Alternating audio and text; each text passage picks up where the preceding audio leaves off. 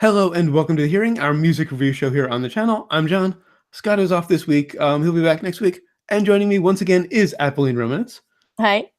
And you chose this week's album because you were the guest on Zombie Takeout, so I asked you if there was an album you wanted to review, and you chose from 2007, Fight with Tools by Flobots. I did. And you want to know why, I guess. It's because, as I said, I'm a poet and I'm really sensitive to rhythm, and music and lyrics. And I feel like Flobots' album, especially Fight with Tools, is really interested in this combination between rhythm, music, and lyrics, which is why it is so catchy, which is why it can be reviewed as a poetry, as a collection of not poems, but texts, and link them with the music. And just a little intro before we get to the tracks.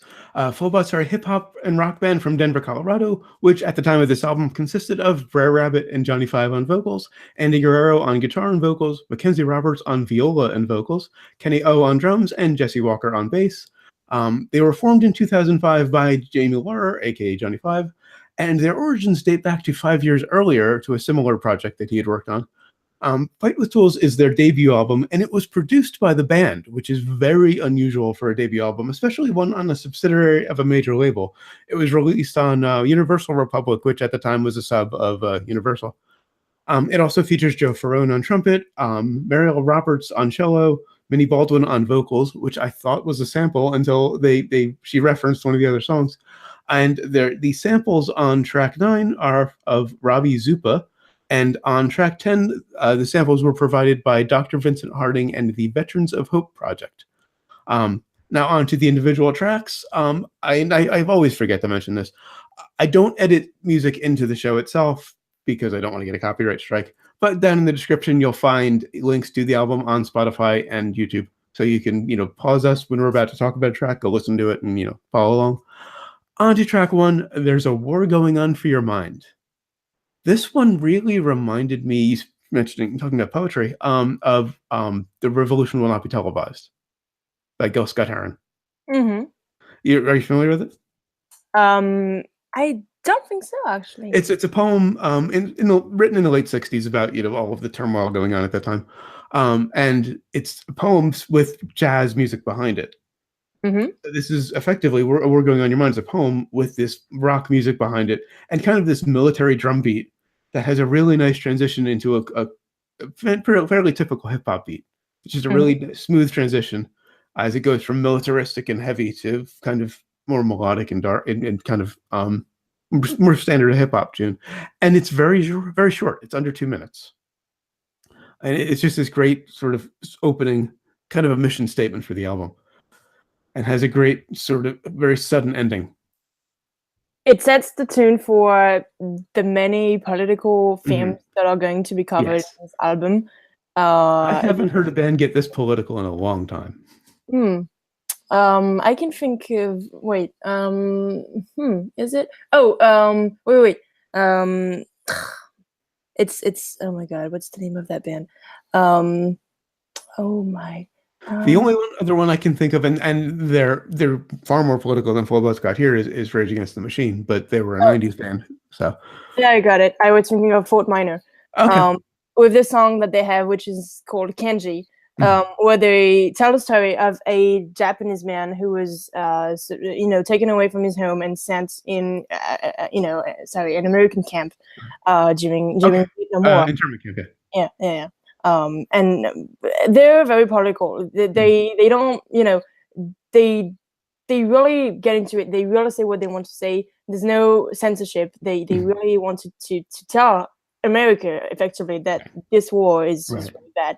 That they, and I wondered if this was created during the Vietnam War, would it have been censored by Kennedy and co? And do you think that such a band would have, that's Vietnam during that time period. It was I think your headphones are unplugged. Nope, they're not. I'm hearing. Okay, that's it. I think that maybe there was just a short. I was hearing myself for a bit there. There was a lot of very political music coming out in the late 60s. So well, Kennedy was early 60s, so maybe it would have been the early 60s, yeah. By the late 60s, everything had gotten politicized. Yeah. But lately I haven't heard, in the last 10 years, it really hasn't gotten as political as it did in the 60s, late 60s, or in the 90s. So it's even Madonna, my favorite artist, Mhm. definitely. Mhm. She has this song which is called American Life, where she openly sort of insults George W. Bush, for the war in Iraq. And she and even that is not as bold as what Flobots does in Yeah. this album. Mhm. And onto track 2, Mayday. I really like the syncopation between the band and the vocals. There's this kind of off kilter and a little bit of polyrhythm going on, and it just sets up the sort of it just gives it a nice sort of off center feel. And the cello brings in sort of this fast mosh riff, which I never would have expected.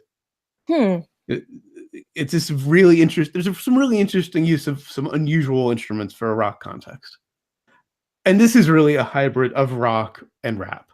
It really is a throwback to bands like Rage and the Judgment Night soundtrack, for those of us old enough to remember it.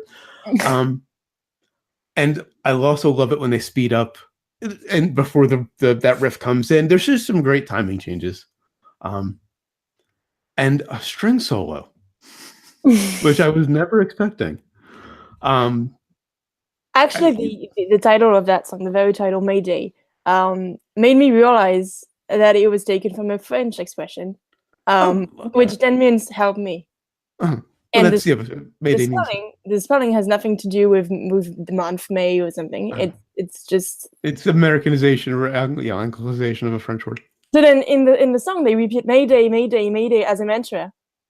Which makes sense because effectively they want the thing is that they want to be saved from I don't remember the film of that song, but it's I think they mentioned rescue workers. Wait, let me pull up the lyrics of that one because I can't remember everything. Okay, because I don't really have a lot of notes on lyrics except for one or two songs. So it's important because each song has very precise, lyrics, very precise themes. So if you really want to get into it,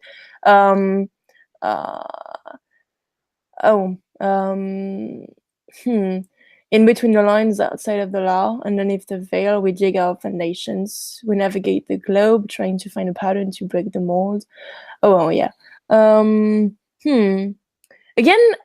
it's really a statement for the album, but in a different way. There's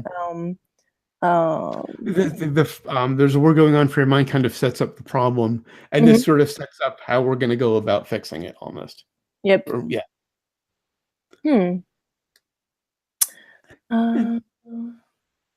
I was looking at the next track. On to track 3. Nicely set up. Same thing. This starts off with pizzicato violin that I could have swore was a trumpet the first time I heard it. Or not a trumpet, I'm sorry, a banjo. My next note is about the trumpet. Sounded like a banjo. Which was really messed with my head. And then I realized it was the viola. And there's some great jazz trumpet over this really interesting mix of rapping and singing. See, I love why we review this with you because you're a musician and you have this sensitivity that I do not have. I certainly run into this too because he's not a musician, and I always approach it from a musician standpoint, and I often don't have a lot of notes on lyrics.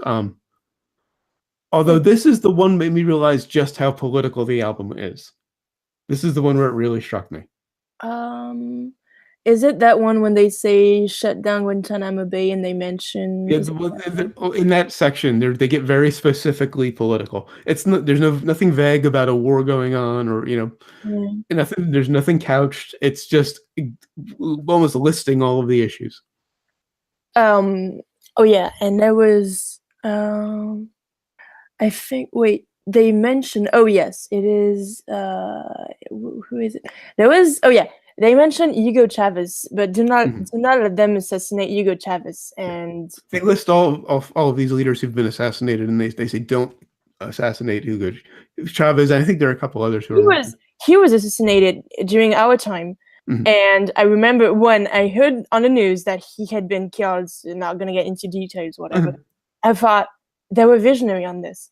Because even the line "shut down Guantanamo Bay" was one of the projects of Barack Obama when he was elected. He said that he would shut down Guantanamo Bay. But again, saying all those things that I want to do feels really idyllic, because you can't factually do that. Right. They have revendications, but they're in reality you cannot really implement any of that. I think it's in this song that they say "US is not us," and I thought that this was one of the greatest lines in this album.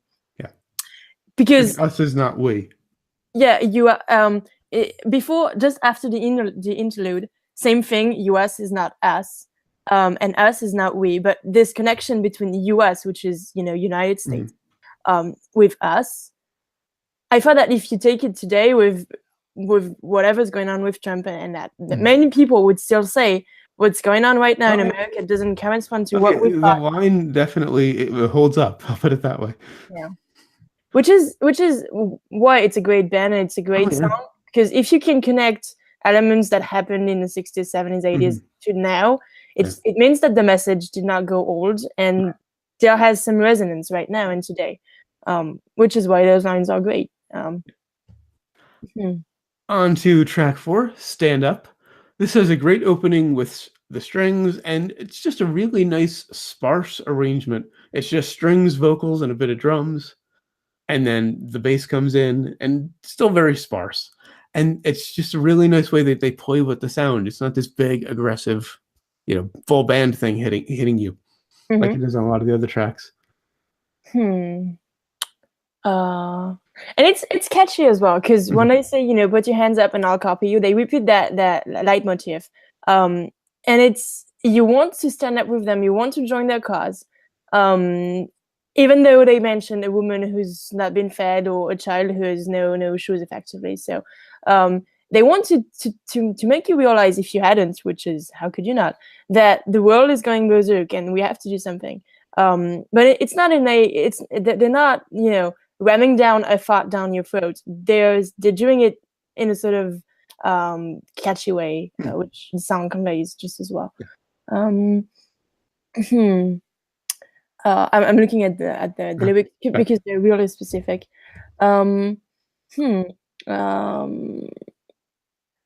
Even that line, "We've seen planes in the windows of buildings crumbled in." I'm reading this and I think 9/11. Yeah. Well, obviously that had to be an influence on it. Yeah. Oh, wow. That's what I like with poetry and rhymes and lyrics, is that with a few words you can actually bring an image into your reader's mind, which is so vivid that you cannot be mistaken for something else. It is what they want you to think of. Yeah. So the message is powerful. And this song reminds me of another song by Flobots, which is, I have to remember that it's in another album. Another album, okay. I have the entire discography of that band. So this is pretty cool for me, because I'm saying, oh yeah, there's this song. Wait, which one? The cover is yellow, and it's going to help us. Wait, because, and I don't want to pull the entire iTunes song on me so that you can wait. I have to find it, because in this song it's saying that basically, is it Flobots? No, wait, that's not Flobots. Again, this band is related to many bands. Who's singing September Children again? Oh my god. Wait, is it? I think that's Rage. No, that's not Rage Against. That doesn't sound like a Rage song. No. But the band is called Rise Against, and it's Rise Against. I've heard of them. And it's they carry this political message which is similar to Flobots, and it's in a very humane way. That's what this album does. They really take situations with humans in it, and they make you realize that it's just unacceptable. Yeah. You want to jiggle your headphone wire again? I'm hearing myself. Oh, gosh. I think it's fixed. It happens periodically. I'm so sorry. That's all right. Just technical errors happen. Okay, before we get to track 5, track 4, Stand Up, ends with this great static and the sound of a radio changing stations, kind of randomly. Mm-hmm. And that links to the next song, the title track, Fight with Fools. And I was surprised to hear that kind of a link on this album. It's just not something I would have expected. This one, again, more great syncopation and a really nice kind of swirling bass line. Really surprised by the distorted guitar coming in on the chorus, because it's not that kind of a song. It's not a real heavy rock song. And they do this a couple times. And this is actually the middle of the album, makes sense. They reference "There's a War Going On for Your Mind" at the top of verse 2. They quote it a little bit. Yep, true. I didn't see that. They do. There's one of the later tracks references it as well. I think it kind of speaks to it being the mission statement of the album, that they're bringing it back here and there. And there's a viola solo, and I got a shout out to Mackenzie Roberts. She's a great player. She really brings something special to the band that I think without her, they would have just been another rap rock band, which was kind of, a thing in the more of in the late 90s. Or in the 90s, it was a thing. And you had, again, Rage and everybody who was influenced by Rage and the Judgment Night soundtrack. But the viola and the strings and the trumpet really bring something different to this album.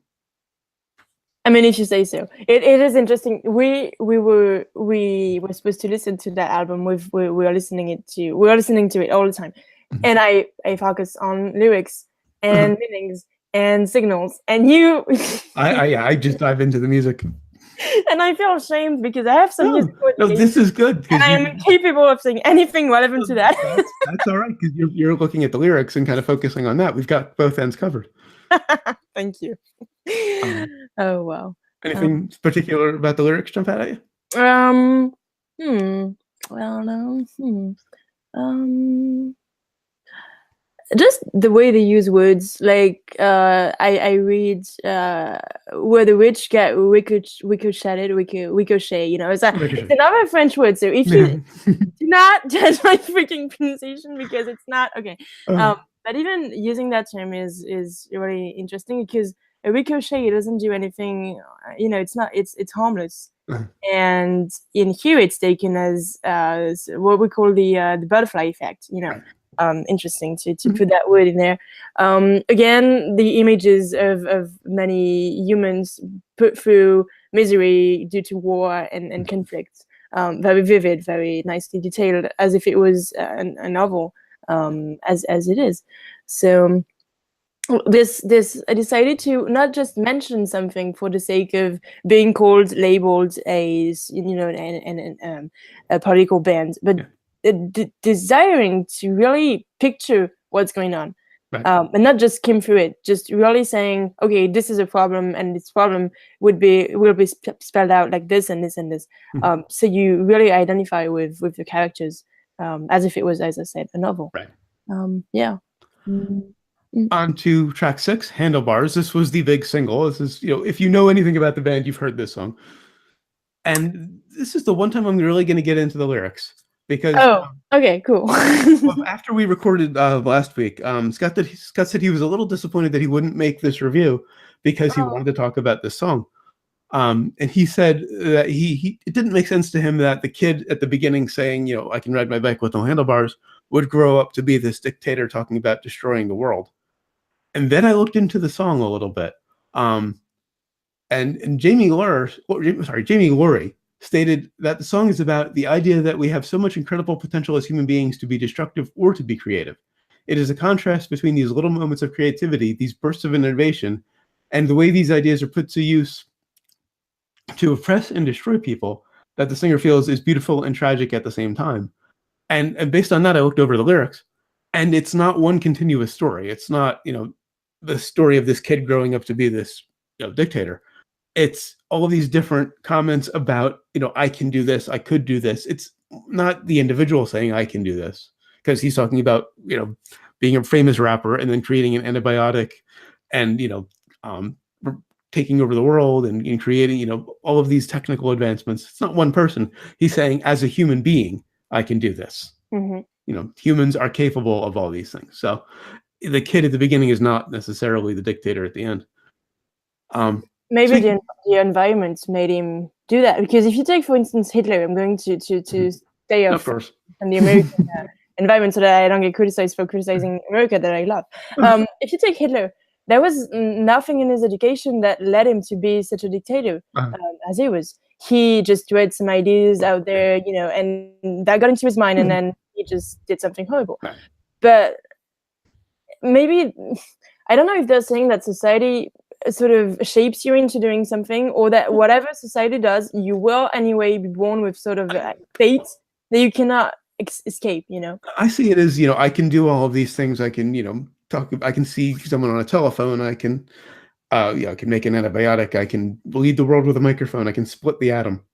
It's just kind of a statement of what humanity is capable of. Doing, great works of science and creativity that help people, and also destroying the world and leading people into a frenzy. It's just kind of a study of humanity's potential, as I see it. And of course I have to talk about the music. It starts with this great pizzicato violin opening that just kind of, it's panned a little right, which was a little annoying. I get really picky about how things are panned. You just kind of hear it in the right ear at the very beginning. Gets a little annoying, but then the band comes in and it fleshes out the spectrum. But it carries out throughout the song. At one point, I realized it was bowed instead of picked. There's a great trumpet solo. How often do you hear a trumpet solo in a pop song? Unless you listen to Herbie and Cock, you cannot really. A jazz influence is on you. At the beginning, he uses the word crookedy. Yeah, referring to the path being crookedy. Nicely childish, considering he starts off talking about this basic knowledge. Me and my friends made a comic book. I know all the words to Decoloris. It's and I have a history with Decoloris, so it was a little uncomfortable. A little hearing that. My father used to play it on accordion. It was got a bit old. But it was crookedy was nicely childish given its placement in the song. And then it little by little builds up. And as does the music. It's just this repetition that just gets louder and louder and builds up to I can end the world in a Holocaust. And that word is shocking because we're not dealing with a childish vocabulary anymore.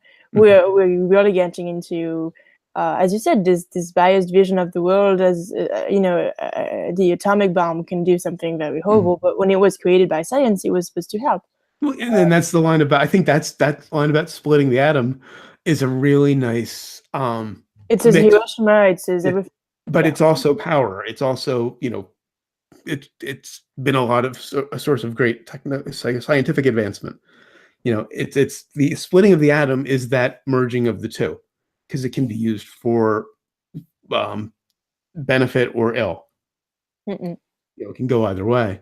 And I think that's kind of where the song begins to turn a little bit and get into the more destructive parts, on that line. Because then it talks about, that same bit talks about leading the planet, or leading the nation with a microphone, which could be a musician or could be a politician. And this is interesting because to me that, like, during the second hook, when they say, as you said, leading the nation with a microphone, this is also this is also something that Ginsberg used to say. He said that the microphone was his sort of tools, his power. Remember that this album is called 5 Hook Tools, and the microphone is one of them. So yes, the song is political. It tells about the horrors and many beneficial things that happen throughout history, but it also tells us something about the band itself. I think you may continue on that, but it's also a statement of what they do. So it's blending is interesting. Yeah. Well, you fight with the tools that you have. In their case, it's instruments and a microphone and words. A tool in the history of humanity was when crafting and making was becoming something that created civilization. And then here is saying, okay, but some of those tools are just terrible. to us, and yet we created them Mhm. in order to evolve, and we're devolving, which is what the song is also about. Can we say anything else about the lyrics? Looking at them. I think that's it for me. mm, um, um,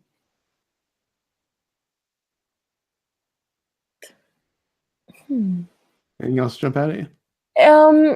We said that there was an evolution between with the terms that the child uses, and then at the end, you have. It comes back to I can ride my bike with no handlebars. Yeah. Yeah. But before that, you have I can make anybody go to prison just because I don't like them. And this one line is when you still hear the child speaking, because would you send someone to prison solely based on the fact that you just dislike this person? That I think I hadn't thought about that line, but that might be another merging of the two, like the Atom line was splitting the atom.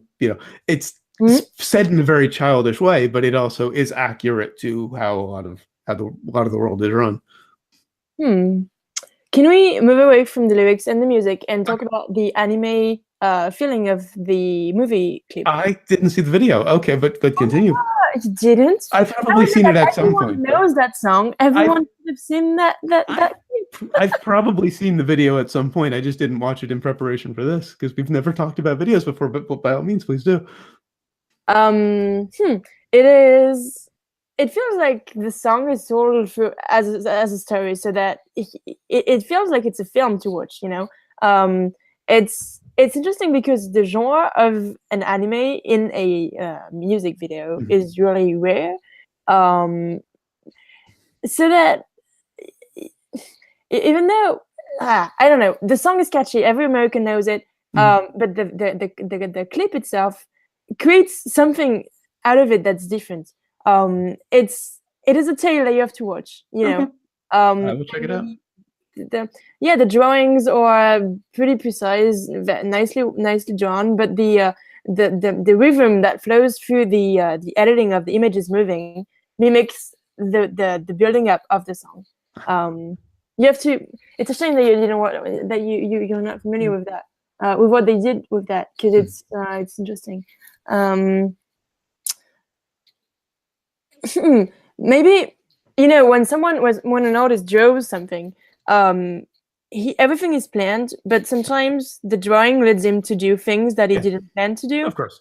And it feels like as it is filmed and animated, you cannot really predict what you're going to see. Colors are blended to create the next form that you're going to see. So I feel that we find this building up, coming of age story that we read through in the lyrics, and that we see as well in the film, in this anime movie clip that we see. How is it that everyone knows that song, but maybe not the rest of the album? Was it heard? That was the big single. They were kind of are. I think they're still together, but they're kind of a one-hit wonder. Handlebars was huge, to the point where the version I'm most familiar with is a World of Warcraft themed parody of it. That's what I think of first when I think of this song. No way. Because it's about playing a rogue, and that's what I play. So it really made me laugh, and so that's what I think of with these lyrics. I can't help but pull out some of those lyrics. But so that song was huge. But I think one other song was released. Like one or two other songs were released, and they didn't have anywhere near the impact that Handlebars did. I think one American friend from Arizona told me that he learned the expression handlebars through this song. Interesting. Maybe he didn't have a bike or something, but maybe, yeah. But I guess he wouldn't. On to track 7. Yep. Never Had It. This one is a complete change of pace, and a very nice change of pace from the rest of the album. It starts off with this acoustic guitar, which I think is the only acoustic I've heard that I noticed on the album. And it just has a nice 70s soul feel, as opposed to this rap rock of the rest of the album. Mackenzie Roberts, I think, is on lead vocals. It's a woman singing it, as opposed to the two rappers. And there are a couple of rap breaks, but they're really just the short rap breaks that you would get in a conventional modern pop song. And it is quite long if you look at all the lyrics. There's no chorus. Is there? No, there's no. Well, no. I think there's like an instrumental chorus. There's like just an instrumental section that repeats. And one of the rappers sings, which I was surprised. I mean, they kind of sing in another song, but he full on sings in this one. And there's a surprising electric guitar solo. There's a couple of electric guitar solos on the album that really both caught me off guard, because this isn't a band where I would expect guitar solos. It's just, the groove is just a great change and really nice throwback. Probably my favorite on the album. Okay. And the lyrics are a little mellower. It's just kind of, it's much less political song. You know, it's one of those feel good songs. What do you think of the onomatopoeia at the beginning and at the end? Now, what is it? Sort of ba ba ba ba ba, like this. Is this on track? Is this on Never Had It or Combat? Because Combat. It's on Never Had It, because okay. That one, so I'm trying. Okay, I don't remember. Because Combat starts with an interesting vocal loop. Oh yeah. So I wasn't sure if you jumped tracks. I don't remember it from Never Had It. Okay. Okay. Well, we have to talk about the rhythm in Combat, because it's on to track 8, Combat. It starts with this very interesting vocal loop that really is what the first verse is built on. And I loved, especially when the bass starts doubling it. And it really just sets the rhythm for the piece.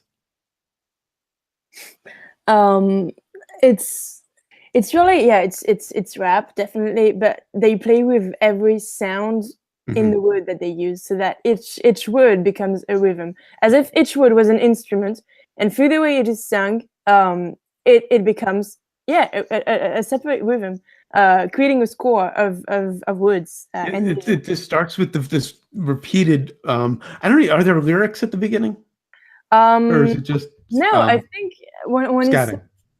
I think it's just it's not mentioned in the lyrics. Okay, so it's just kind of scattered, and it just sets this rhythm that really the bass comes in and mirrors it, and the drums come in on top of it with this really great classic aggressive hip hop beat, and it just forms the basis of the first verse. And on the second verse, another vocal loop comes in that has a little bit of a different rhythm, and they build the verse on that. But yeah, this line, lyrical combat to get you to bounce back. This is just, listen to it, like it's really rhythmically, it's perfect. And it's just incredibly creative. The way they build on this loop. On to track 9, the rhythm method, Move. This is the most rock song so far. It's just straight up guitar, bass, and drums with these nice kind of melodic strings, just giving it a little bit of contrast. Really reminded me of Red Hot Chili Peppers. Oh, which one? Which song? The band and just their sound in general, those particular songs. Okay, interesting. Maybe around the era of like Blood Sugar Sex Magic, which is what I'm most familiar with. And Suck My Kiss kind of sound. Great, again, another great viola solo. There's a groove behind the solo that kind of shifts from Red Hot Chili Peppers to kind of reminding me a little bit of Dave Matthews, with the strings and the sort of aggressive drums. Okay. I can tell for Red Hot Chili Peppers, but I'm not familiar with Dave Matthews. I'm sorry. It reminded me a little bit of his stuff. Again, don't have anything on the lyrics, but I don't think they were particularly like political or messagey in this one. It was more of just, again, another like feel good song. Yeah, maybe just put a catchy song out there, just rocky. But moving on to a very message heavy song, track 10, and Braden. Anne Braden was a civil rights activist and journalist from Alabama who was active from the 40s into the thousands. She passed away just a few years ago. Love the swirling bass line in this one, and has a great, and this is something I comment on almost every album we've reviewed. I've commented on the snare on one song or another. I'm a bass player. I love drums, and I love a good snare. This has a great crack to it, almost like a lightning hit. And there's some great atmospheric, distorted guitar that just give it kind of an unsettling feel. And I got a bit choked up by the lyrics. I mean, I don't remember anything specific offhand, but you've got them in front of you. Yep. It just talks about Anne Braden's life and her work, and it's Yeah. just very touching. I actually learned that this person existed through that song. Same here. Last night, I had never heard of her before. And I figured if the song is named after this person, they must be a real person. So I Googled her and read up on her. It's nice that they actually tell the story of a woman, because it's not something that rappers do a lot. And in a way, it's a tribute to her. Then this song, it's absolutely a tribute to her. I think she had passed away just around the time it had been written, or shortly after, or around the time the album's released. I'm just scrolling through the lyrics. Again, we find a very detailed story of her life, so that you can learn about her through that. But it's really a tribute to her. It's a tribute and kind of a biography in a sense. And I wonder why I never heard of her, because we all know Rosa Parks, right? MLK, and but her, virtually never heard of her. Which is, I'm sure, why they decided to write a song about her, because they wanted to bring her story to the forefront, to give her some much needed, much deserved attention. And what I like about this band in general, and it shows in the ending of the lyrics, they always mention America, and always in a sort of a new light, trying to imagine the country differently. It ends with "There is another America," and this is puzzling as a French reviewer, that a band could go as far as criticizing their own country, to say that it could be better. And again, it goes with whatever Trump is doing right now. But this boldness to say that things could change is actually the beginning of change. Which is why we mentioned that a band can't really do anything to change things directly, but by bringing attention to the issues, they can inspire people. And that gets to why they wanted to, I'm guessing, I'm sure why they wanted to tell the story of Anne Braden, to, shed a spotlight on what she did and to inspire people. Inspiration is definitely something that we need more. We need more inspiration in me. And speaking of a very inspiring song, on to track 11, "We Are Winning." This is what I thought was a sample at first. A woman speaking with a mid-Atlantic accent, and just kind of it's almost it's a statement about how far we've come, progress that's been made. And I'm guessing this is Minnie Baldwin. She's credited with vocals, and it's just this unusual mid-Atlantic, very kind of. She sounds like she's an older person, and the music is just built around this monologue of hers. As if she was using the album to highlight what she wants to say. If it is as their voices were connected for this album, and all of them had something to say, and they used this as a platform to express themselves. Which connects to the political statement of the album. There was this line: a policeman makes reverse 911 calls, instructing residents to take to the streets. What would a reverse 911 call be? I think a reverse call is when you use 911 to get someone's address. Find someone. Ironically, so the phone is ringing. I'm not exactly sure, but it's. I think it's when you use. I hear it. The phone is ringing. Their machine will pick it up. It's just ironic, the timing. I'm actually not 100% sure what a reverse 911 call is. I'm kind of thrown by the phone now.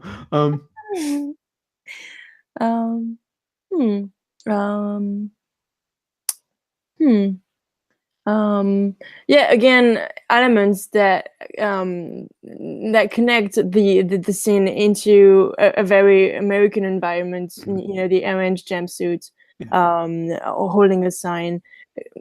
This I really like that they didn't hesitate to say that this had an American identity, but not in the way of a nationalist, in the way of change.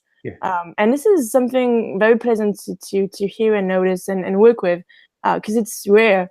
It's not a jingoistic America first kind of thing. It's we're definitely American, and these are our issues, and this is what we need to change. Yeah, and this is great. I really think this band should get more exposure because it's what they do is really great. They're very daring. I'm glad you chose this because I knew Handlebars, and largely associated with that parody, and I kind of knew the last song, which we'll get to in a moment.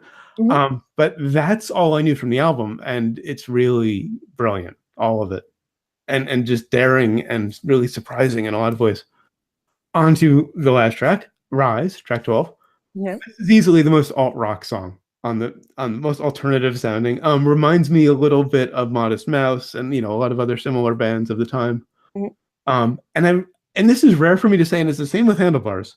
I like the repetition of it, and I normally complain about songs being too repetitious, but it gives it in both cases a nice insistence. It just carries it nicely, though I am glad it changed a little bit on the chorus, because I was just starting to get tired of that bouncy groove, and then they changed a little bit on the chorus. And the strings give this nice melodic contrast to this driving alt rock beat, and the lyrics are we'll rise together. It's about unity. Triumph, unity and triumph. Yeah, the repetition helps create the rhythm, and so that the rhythm stays in your mind and you can join, as if you were invited to add your own voice to this, and join in, and join that group. And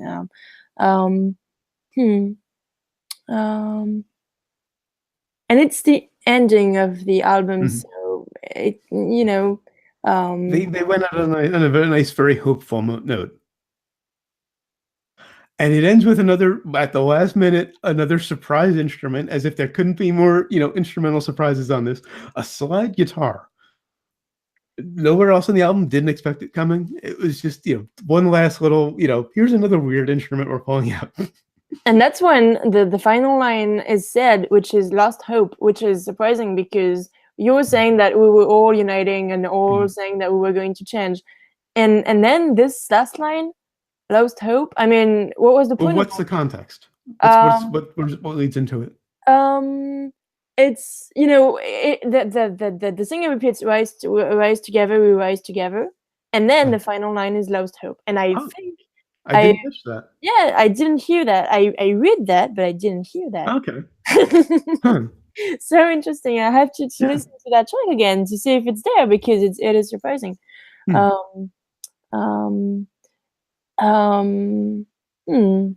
It is, the lyrics are taken from, I think, Wikipedia, so maybe it's a mistake, but it's we'll have to individually listen to it. Yeah, afterwards. Anything else? Anything else?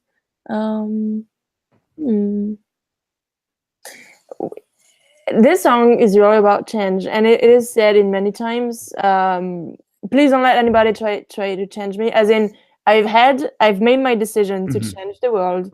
Don't let anyone in my way. I'm going to do this. And then this encouraging moment of whatever, even if you're different, you can still join the cause. You can still do something for us.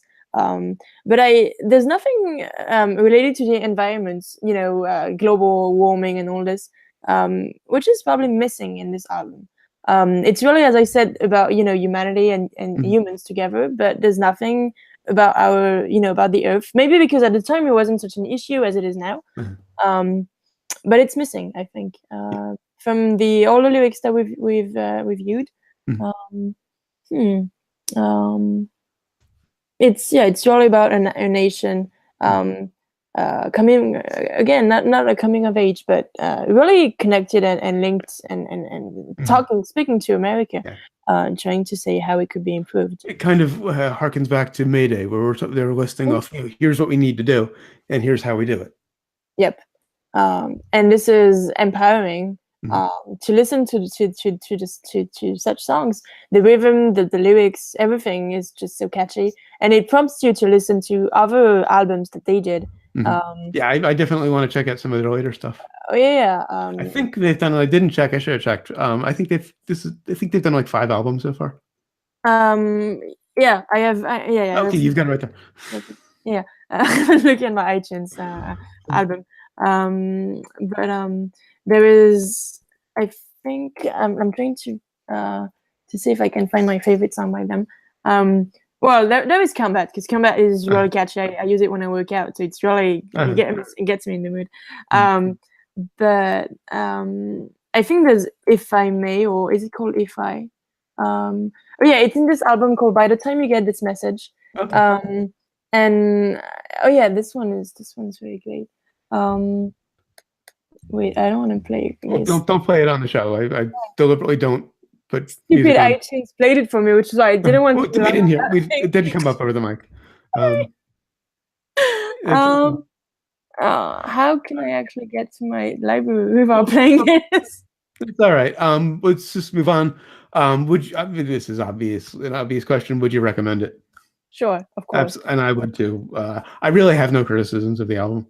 All right, so that's it for Fight with Tools by Flobots. Once again, Appoline, thanks for joining me on both shows. You did a great job. My pleasure. Once again, let people know where they can find you and your work online. Oh, again, okay. I have a profile on DeviantArt, which features my poetry as well as my squirrel pictures, because I'm a big fan of. Well, not just squirrels. You've also done some other nature photography, which is really exceptional. Oh, exceptional! There you go. No, not really. It's just sensitivity, but I also published some of my poems, some of which are not published yet, which means that some are published. I've published my poetry on Amazon in both French and English. It's a retelling of my experiences throughout the world in China and California. So if you want to discover a country through this, you're welcome to purchase my book. And what's it called? Oh, From the Bottom of My Heart. Yeah. And you'll find all of Appoline's links down in the description, as well as links to the album Fight with Tools by Flobots on Spotify and YouTube, as I mentioned earlier, and all of mine and Scott's links, social media, links to subscribe to the audio version of the show on iTunes and RSS, and links to our voicemail. Well, not voicemail for this show yet. We're still working on that. Got to rework the message, but our email address, of course. And of course, until next time, and we'll be reviewing "Oh You Sinners" by Eliza Rickman. Of course, always remember, never forget, wherever you go in life, there you are.